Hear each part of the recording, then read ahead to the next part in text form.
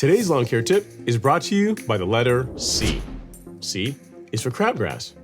Crabgrass is probably one of the most common weeds you're going to face in your lawn in the spring and summer months.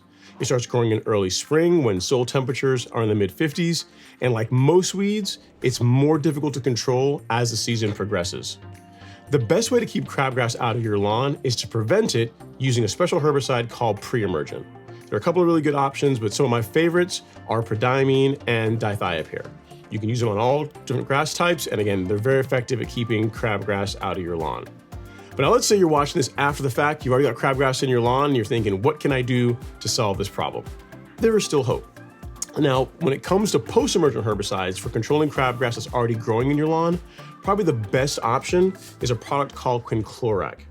So quinclorac is really cool in the sense that it can be used on most warm and cool season grasses, with the exception of St. Augustine, centipede grass, and bent grass. There's a few others that you can't use it on, but those are the most common ones that you would want to avoid using quinclorac on.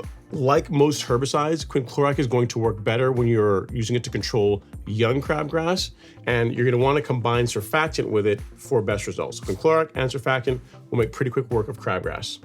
Now, in the event that you have a centipede or St. Augustine lawn and you're trying to keep crabgrass out, you can use a herbicide called Celsius. So much like quinclorac, you're going to want to combine it with surfactant for best results.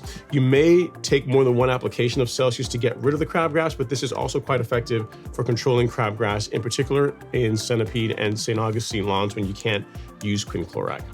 Well, I hope this was useful. If you want more tips on controlling crabgrass, I'm gonna have a blog post that covers even more detail about this pesky weed and how to get rid of it right down below in the description. Thanks so much for watching. I'll see you in the next video.